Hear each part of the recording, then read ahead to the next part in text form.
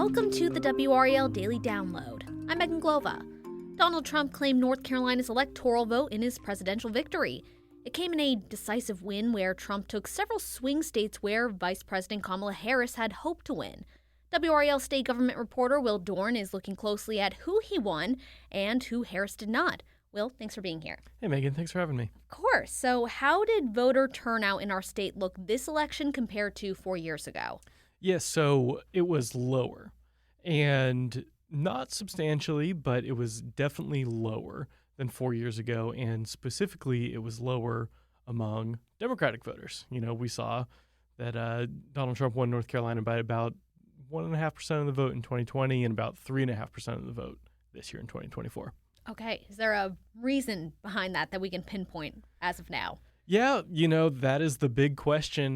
Democrats are doing a lot of soul searching. I think, part of it is just you had an unpopular Democratic president in Joe Biden who, obviously that's going to depress turnout a little bit. It's also important to note that in 2020, remember, there was this whole pandemic. Oh, yeah. And we had actually changed a lot of our laws to make it easier to vote that year. And those rules all have gone away since then. And in fact, we then passed some additional rules making it a little bit harder than it used to be to vote. Right. Voter ID, changes to mail-in voting, things like that.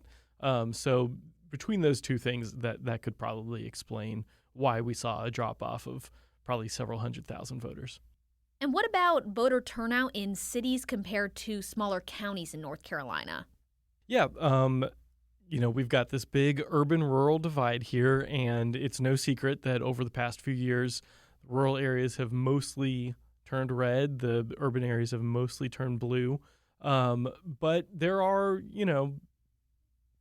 still a lot of Trump supporters in those big urban areas. Mm-hmm. And what we saw was Trump doing better in the cities than he had been. There, especially in 2020, there was a huge erosion of Republican support in the suburbs around Raleigh and Charlotte, places like that. And what we saw this year was, Trump really kind of, growing a gap thanks to, both himself getting more votes in those urban areas and then also Kamala Harris getting fewer votes in those urban areas a lot of times. Not every single urban county, but a lot of them, fewer votes than Joe Biden did in 2020. Anything else of significance as far as North Carolina specifically that stood out to you as you were kind of watching results roll in?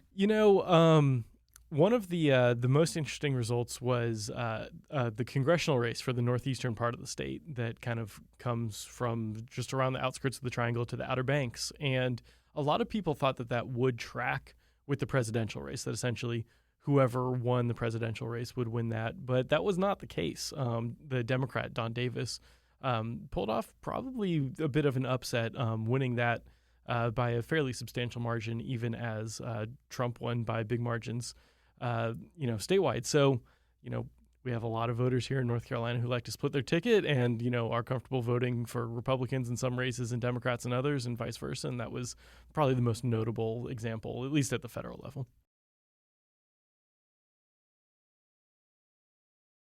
Now, we've seen reports in other states that Trump made gains in some minority communities, including among Black and Hispanic men. Are we also seeing that in North Carolina?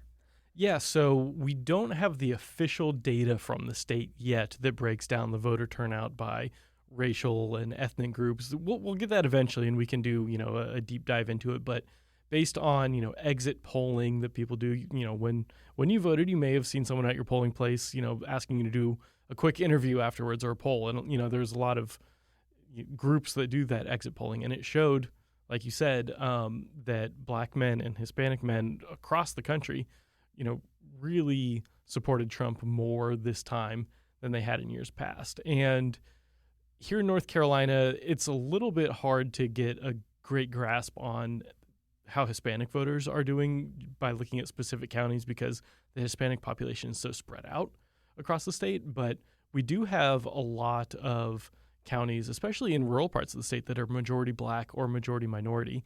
And Trump actually won 3 majority minority counties this year. He won Nash County around the Rocky Mount area and flipped that from 2020. That was a county that had voted for Biden, previously voted for Trump this time. and Anson County around the Charlotte area. He also flipped that. And those are both counties where, Black residents make up almost half of the residents in those counties. And so, for Trump to be winning a county like that, you can't do that unless you're getting, some Black support.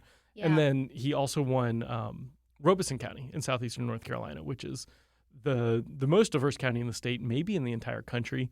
Has about a third white, a third Black, and a third Native American population. And that's one that actually did vote for Trump in 2020 and that he won by even bigger margins this year. And how does Trump's win here square with several Democratic wins in state seats? We've got governor, attorney general, and superintendent of public instruction that all went to Democrats. So it seems like we had many split tickets. Yeah, and you know what? That is something that North Carolina has been doing for my entire lifetime. Basically, every single election for several decades, this state has supported a Republican for president and a Democrat for governor. There are, a few notable exceptions. We voted for, Barack Obama in 2008. Pat McCrory won the governor's race in 2012, but those are the exceptions to the rule. For the most part, we like our Democratic governors and our Republican presidents. Very interesting. And so from that, at least in the governor's race, that wasn't a huge surprise, especially after all of the scandals that had hit the campaign of Republican Mark Robinson. Right. And I think if there was a surprise, it was that Democrats were able to hang on in some of those other races you mentioned, like the superintendent of public instruction, attorney general, lieutenant governor, and pull out wins in those races. Because what we saw in 2020 was that some of those races were a little bit to the left of the state, but not much. Mm-hmm. Maybe only 1 or 2 points to the left of how North Carolina voted. So the fact that Trump won here by almost 4 points, if people were voting the same way that they were in 2020, Republicans would have won all those races. They would have won attorney general. They would have won superintendent of public instruction. Right. But that's not what happened. Democrats won those in some cases by several percentage points. Pretty solid wins. And so a lot of people are looking at Mark Robinson to blame for that and pointing to the fact that Democrats spent millions and millions of dollars on TV ads, that just put their Republican opponent, photo of them standing next to Mark Robinson, quotes from them saying, "I want to be Mark Robinson's sidekick." And it seems like that worked. Right. So finally, what are your takeaways of these results so far? Yeah, there are still likely tens of thousands of votes yet to be counted here in North Carolina. And most races are, far enough apart one way or the other that these final, provisional ballots is what they're called, aren't going to change the results. But there are several races, including a really important race for the state Supreme Court, that could go to a recount or could still change based on what we see from these provisional ballots. So that's going to happen over the next, week or so, a little over a week. And we should know the results from that next Friday. So we'll be looking forward to it. Will, thanks so much. And thank you for listening to the WRAL Daily Download. Another great way to get WRAL news is the Morning Briefing newsletter. It's a daily email that's waiting in your inbox every morning with local news, events, and headlines to get you ready for the day. Sign up at WRAL.com/newsletter.